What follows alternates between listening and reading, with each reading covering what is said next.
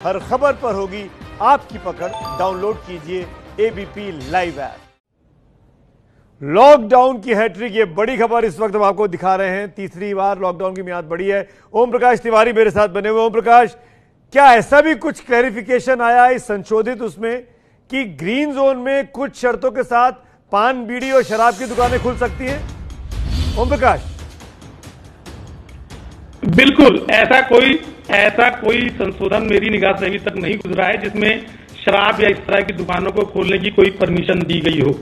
केंद्र सरकार का साफ तौर पर कहना था पहले भी, और अभी तक मेरी निगाहों से कम सुमित नहीं गुजरा है जिसमें शराब की दुकानों को मैं क्लियर कर दे रहा हूं। हमारी टीम ने, ओम प्रकाश, हमारी टीम ने यहां पता किया है और उसके मुताबिक ग्रीन जोन में कुछ शर्तों के साथ पान की और शराब की दुकानें खुल पाएंगी। इस वक्त की ये बड़ी खबर है। वो शर्तें सोशल डिस्टेंसिंग वाली ही शर्तें होंगी ताकि भीड़ भाड़ ना लगे। भीड़ भाड़ को बना के रखना हुआ। इस वक्त की ये बड़ी खबर है। ग्रीन जोन में, ये सिर्फ ग्रीन जोन के इलाकों में है कि पान और शराब की दुकानें खुलेंगी, क्योंकि बहुत से मुख्यमंत्री, अमरिंदर सिंह ने तो खुलकर अपने फेसबुक लाइव में कहा था कि सरकार को, यानी केंद्र सरकार को इजाजत देनी चाहिए, क्योंकि शराब के जरिए, लिकर सेल के जरिए बहुत बड़ी संख्या में रेवेन्यू, राजस्व सरकारों को प्राप्त होता है और शराब की दुकानें बंद हो जाने से, तमाम कामकाज बंद हो जाने से रेवेन्यू का बहुत लॉस हो रहा है। ग्रीन जोन के शहरों को ये इजाजत शर्तों के साथ, सशर्त आप जिसको कह सकते हैं, इजाजत मिल गई है। पान की दुकानें और शराब की दुकानें वो खोल पाएंगे। तमाम सहयोगी मेरे साथ बने हुए हैं, उनसे हम बातचीत करते रहेंगे, लेकिन आपके लिए बता दूं, लॉकडाउन की हैट्रिक है। लॉकडाउन की मियाद अब 54 दिनों की हो गई है। रणवीर है मेरे साथ, नीरज राजपूत भी मेरे साथ जुड़ गए हैं, रविकांत भी मेरे साथ। रविकांत, आपको मेरी आवाज अब आ रही है? क्योंकि हम आपकी आवाज नहीं सुन पा रहे थे। रविकांत जी, आ रही है। ट्रेन को लेके जानना चाहेंगे? आ रही है आपकी आवाज। ट्रेन को लेके जानना चाहेंगे, क्या प्लान है? जो श्रमिक स्पेशल ट्रेनें चलाई जा रही हैं उस बारे में और बताइए ना कुछ। सोशल डिस्टेंसिंग का पालन कैसे होगा, कब से चलेंगी? देखिए सुमित,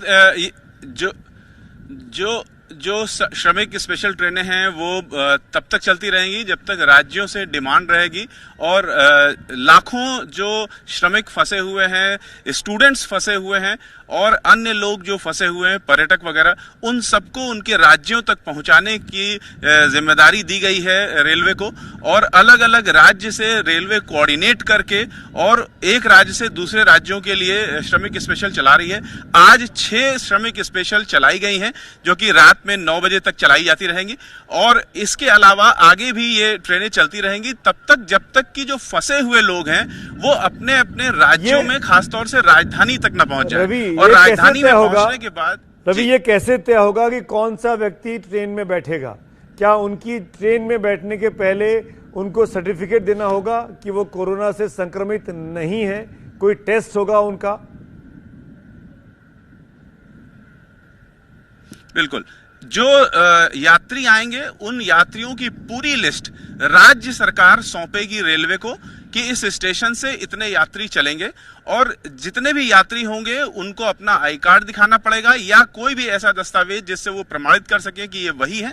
उसके अलावा वहां पर डॉक्टरों की टीम होगी, जो स्क्रीनिंग जरूरी है स्वास्थ्य के लिए, वो स्क्रीनिंग होगी, और उसके बाद ही ट्रेन में बैठाला जाएगा। अलग अलग जिलों के लिए अलग अलग कोच निर्धारित हैं।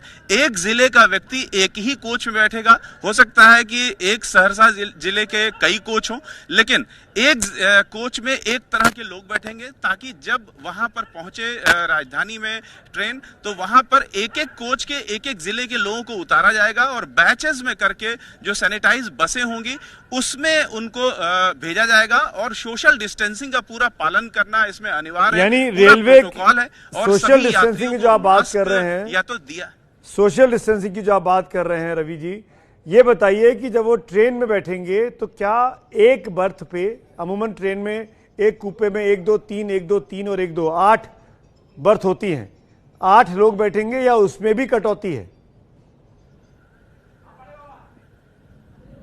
नहीं, निश्चित रूप से जो अभी तक का प्लान है वो एक बर्थ पे 2 लोगों को बैठने का प्लान है, और इस तरीके से अलग अलग बर्थ में लोगों को बैठाला जाएगा। और संख्या ज्यादा अगर होती है लोगों की तो दोबारा स्पेशल ट्रेन भेजी जाएगी, लेकिन सोशल डिस्टेंसिंग का खास ख्याल रखने का विशेष तौर से निर्देश दिया गया है। ये जरूरी नहीं है कि जितने लोग आ गए हैं वो एक साथ लाए जाएं, अगर वो जगह नहीं है तो दूसरी ट्रेन में लाए जाएंगे, लेकिन सोशल डिस्टेंसिंग पर खास तवज्जो दी गई है। यहाँ तक कि मास्क भी राज्य सरकार प्रोवाइड कराएगी। जो लोग स्टेशन पर आएंगे उनके लिए खाने और मास्क का प्रबंध राज्य सरकार को करना है।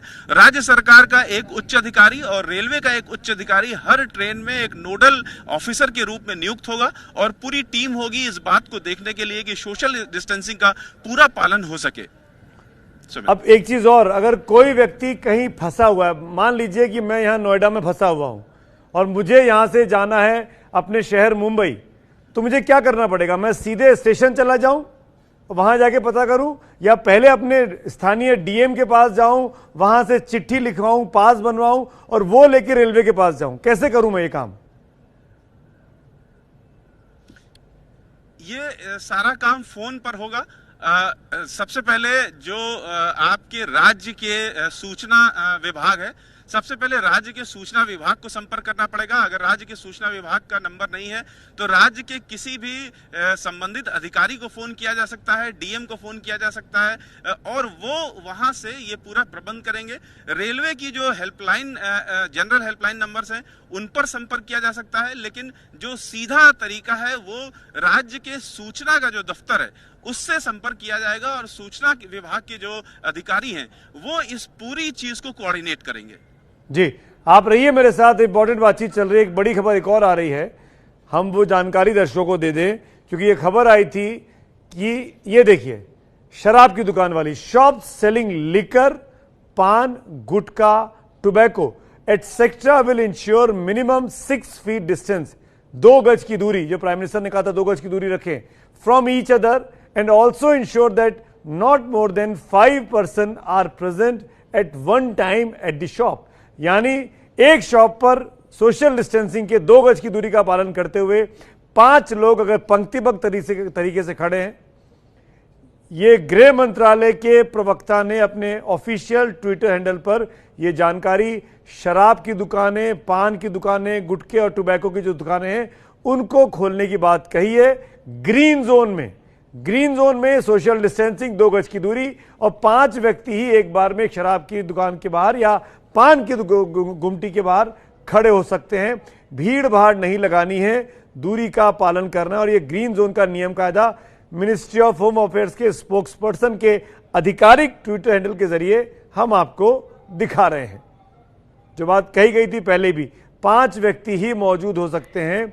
Liquor, paan, gutkha, tobacco etcetera will ensure minimum 6 feet of distance, यानी 6 फीट की दूरी होनी चाहिए, 2 गज की दूरी, जिसको प्राइम मिनिस्टर ने कहा, मोदी जी ने, एक दूसरे के बीच में। और यह भी तय करना पड़ेगा कि 5 व्यक्ति से ज्यादा उस वक्त दुकान के बाहर मौजूद ना हो। मैक्सिमम 5 की लिमिट तय कर दी गई है। बहुत बड़ी खबर है यह।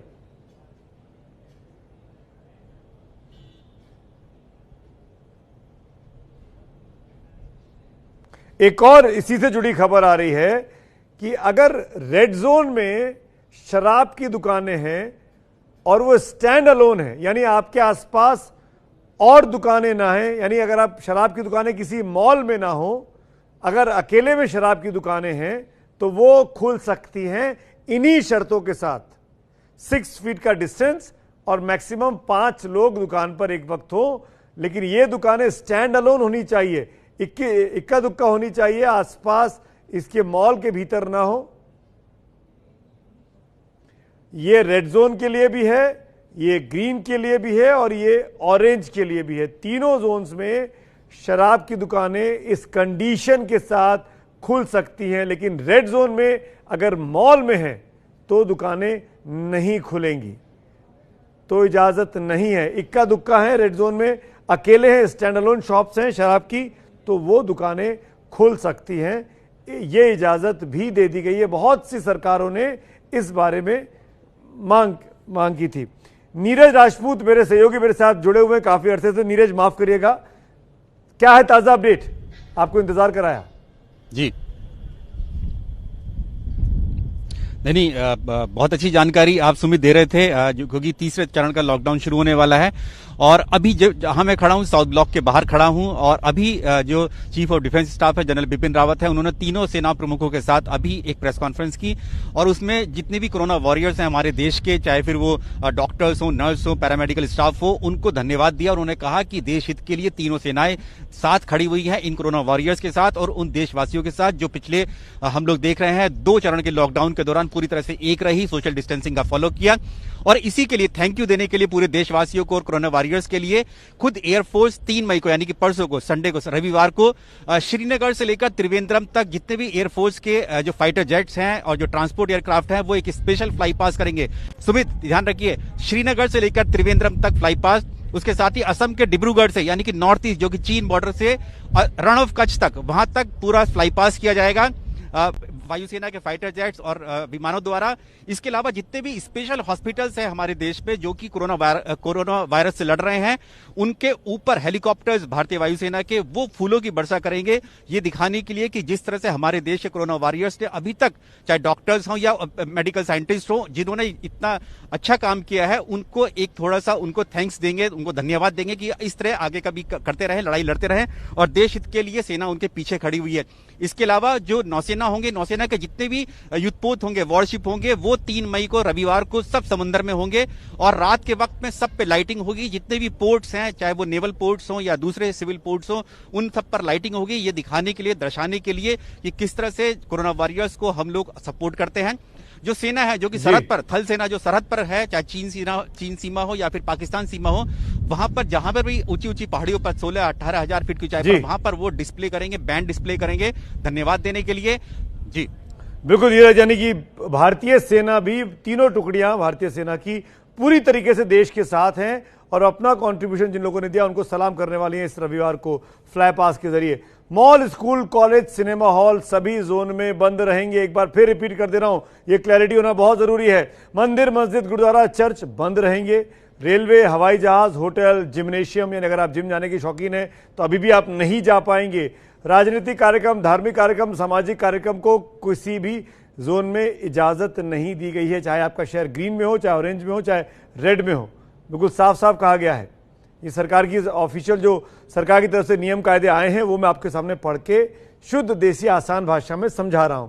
2 हफ्ते के लिए लॉकडाउन को बढ़ाया गया है। रेड जोन में कुछ छूट रियायत मिल गई है, मीडिया कर्मियों को रियायत मिल गई है, IT सेक्टर के लोगों को रियायत मिल गई है, कॉल सेंटर्स अगर रेड जोन में हैं तो उनको भी रियायत मिल गई है अपने सेंटर्स खोलने की, कमर्शियल संस्थानों को छूट मिल गई है, कोल्ड स्टोरेज अगर रेड जोन में है तो वो खुल पाएंगे, प्राइवेट सिक्योरिटी कंपनियां भी खुल पाएंगी, डॉक्टर्स को क्लिनिक खोलने की इजाजत दे दी गई है रेड जोन में, OPD में भी मरीजों की जांच हो पाएगी, इसकी इजाजत भी मिल गई है। अस्पतालों में OPD जो बंद थी 40 दिनों से वो खुल पाएंगी। सील जो इलाके हैं रेड जोन के भीतर भी, जो पूरी कंटेंट इलाके हैं, सील इलाके हैं, वहां पर इजाजत नहीं है, ये समझ लीजिए। अब ऑरेंज जोन की बात कर रहा हूं, पेड टैक्सी चल पाएंगी। एक टैक्सी में 2 सवारियों को इजाजत दे दी गई है, ड्राइवर के अलावा 2, यानी कुल 3 लोग बैठ सकते हैं। निजी कार में भी ड्राइवर के अलावा 2 और लोग, यानी कुल 3 लोगों को बैठने की इजाजत इस बार की नई लॉकडाउन की गाइडलाइंस में दे दी गई है। बाइक पर अब 2 लोग जा सकेंगे, पहले मोटरसाइकिल पर एक ही व्यक्ति को अलाउ किया गया था। मीडिया कर्मियों को भी आने जाने की इजाजत ऑरेंज जोन में मिल गई है। क्लिनिक खोलने की इजाजत डॉक्टर्स को मिल गई है। सोशल डिस्टेंसिंग के नियमों का पालन कराना होगा ऑरेंज जोन में अगर आपकी क्लिनिक है। OPD के मरीजों की जांच की इजाजत भी अस्पतालों को ऑरेंज जोन में दे दी गई है। ग्रीन जोन में 50% बसें चल पाएंगी।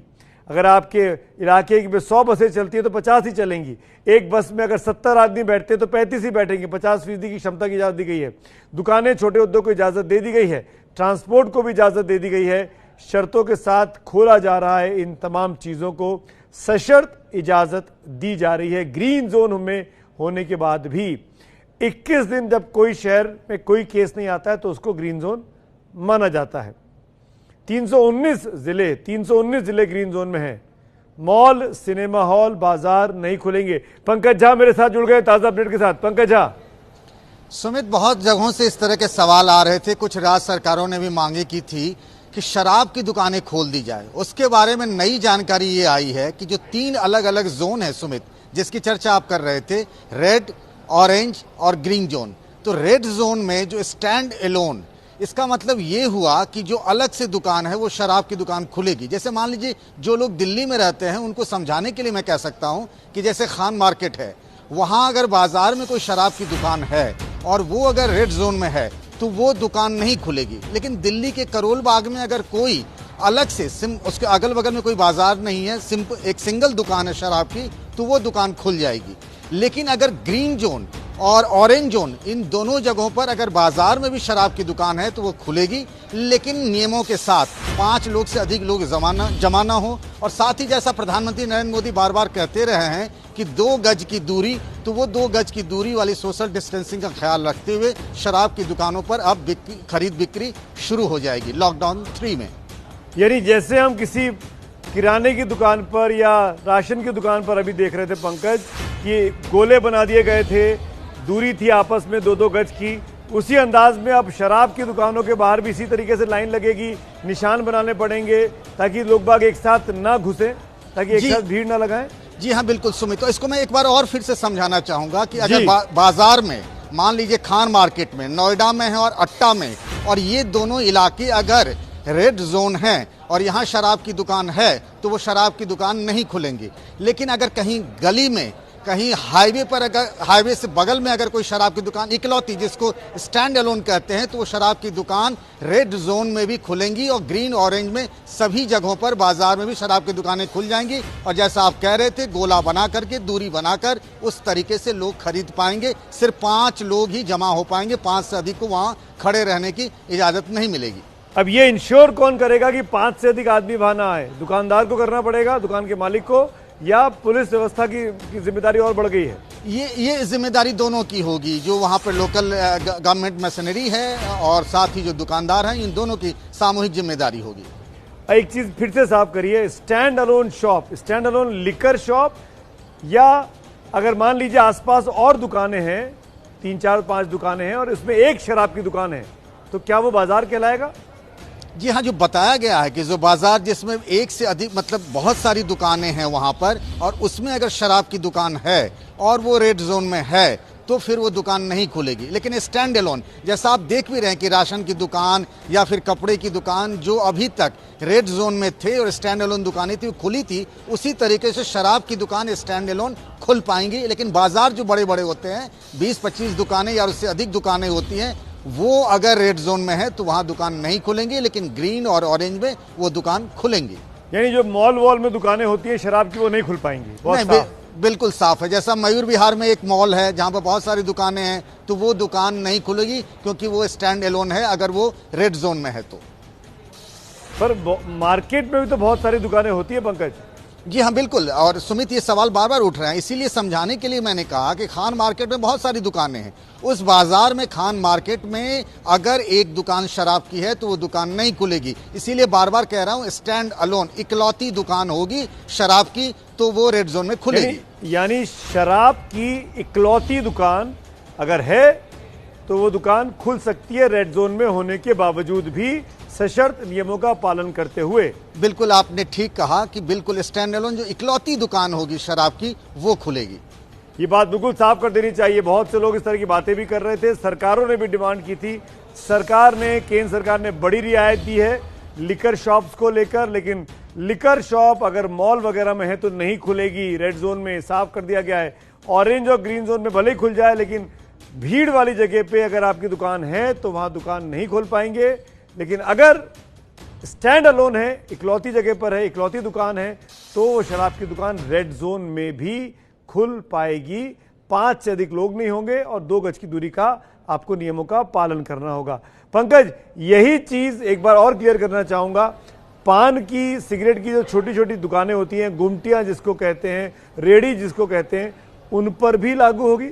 जी बिल्कुल, पान की, गुटखा की जो दुकान है उन पर भी यही नियम लागू रहेगा। अगर वो बाजार में है, रेड जोन में है, तो दुकान नहीं खुलेगी। अगर वो रेड जोन में है, स्टैंड एलोन है, गली में जो दुकानें होती हैं, आपने देखा होगा रेजिडेंशियल कॉलोनी में भी एक छोटी सी पान सिगरेट की दुकान मिल जाएगी आपको, तंबाकू की, तो वो खुलेगी। लेकिन अगर बाजार हैं तो वहां अगर दुकान है और वो अगर ग्रीन जोन में है तो वो दुकान नहीं खुलेगी।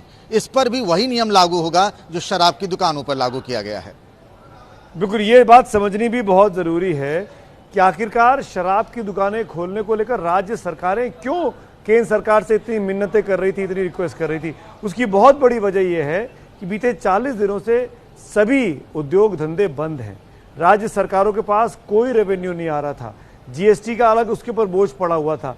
एकमात्र शराब और पेट्रोल डीजल दो ऐसी चीजें हैं जिसके जरिए राज्य सरकारें कुछ कमा सकती थी, पर क्योंकि लॉकडाउन था, गाड़ियां भी उतनी बड़ी मात्रा में सड़कों पर नहीं थी, तो वहां से भी राज्य सरकारों को कमाई नहीं हो रही थी। शराब की दुकानें बंद हैं, पेट्रोल डीजल बंद है। इन तमाम चीजों को देखते हुए अमरिंदर सिंह जैसे तमाम मुख्यमंत्रियों ने बार बार कहा कि आपको शराब की दुकानें खोलने की इजाजत देनी चाहिए, जिससे कि राज्य सरकारों को कुछ राजस्व प्राप्त हो, रेवेन्यू मिले, सरकारी खजाने में पैसा आए, क्योंकि राज्यों के पास पैसे नहीं बचे हैं। बहुत सी राज्य सरकारों ने अपने कर्मचारियों की तनख्वाहों में कटौती भी की है। इसके जरिए, इन शराबों की दुकानों के जरिए, गुटखे के जरिए, पान बीड़ी की दुकानों के जरिए रेवेन्यू राज्य सरकारों को प्राप्त होगा, ऐसा एक अनुमान केंद्रीय गृह मंत्रालय ने लगाया। उसके बाद ये इजाजत दी गई है ताकि जो अर्थव्यवस्था जो पटरी से उतरती हुई दिखाई दे रही थी, वो धीरे धीरे कर इस आमदनी के जरिए राज्य सरकारों के खाते में, उनके खजाने में कुछ पैसा आ पाए। क्या नियम कायदे शराब की दुकान खोलने के, पान बीड़ी की दुकान खोलने के, वो आपके सामने स्क्रीन पर लगातार चल रहे हैं। दुकानें भले ही खुल जाएं, लेकिन सोशल डिस्टेंसिंग के नियमों का पालन करना है, 2 गज की दूरी रखनी ही है। जैसे अभी आप किराने की दुकान पे करते हैं, वो आपको शराब की दुकान पर भी करनी है। कई राज्यों ने ये मांग की थी, इसीलिए ये बड़ा फैसला केंद्र सरकार ने लिया ताकि और ज्यादा बोझ राज्य सरकारों पर ना पड़े। अर्थव्यवस्था को गति देने के लिए ये बेहद लाजमी कदम राज्य सरकारें इसको बता रही थी। पेट्रोल की खपत नहीं हो रही है लॉकडाउन की वजह से, तो राज्य सरकारें कमाएं तो कमाएं से कहां।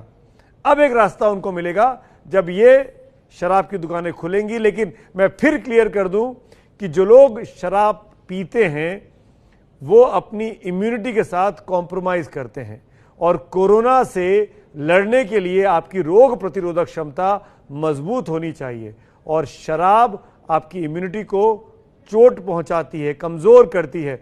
तो शराब पीकर आप कोरोना को एक तरीके से, कोरोना के सामने अपनी लड़ाई को कमजोर कर लेते हैं। ये सब कुछ राज्य सरकारों के पास रेवेन्यू आ सके, राजस्व आ सके, उसके लिए किया गया है। राज्य सरकारों की कमाई का बहुत बड़ा जरिया लिकर शॉप्स, गुटखा शॉप्स और सिगरेट शॉप्स होती हैं। पेट्रोल शराब से राज्यों को राजस्व की प्राप्ति होगी। पेट्रोल की खपत ना के बराबर है, लॉकडाउन की वजह से सड़कों पर मूवमेंट नहीं है। अब कुछ लॉकडाउन 3 में इजाजत मिल रही है। अर्थव्यवस्था को गति देने के लिए, पटरी पर लाने के लिए यह फैसला केंद्र सरकार ने लिया है, और ये राज्य सरकारें अब इसका पालन करना होगा कि सोशल डिस्टेंसिंग के नियम ना टूटें, कोरोना ना फैले, दूरियां बनी रहें। और मैं तो अपने तौर पर, निजी तौर पर आपसे कहूंगा, अगर आप शराब पीते हैं तो ना पीजिए, क्योंकि इससे रोग प्रतिरोधक क्षमता आपकी कॉम्प्रोमाइज होती है।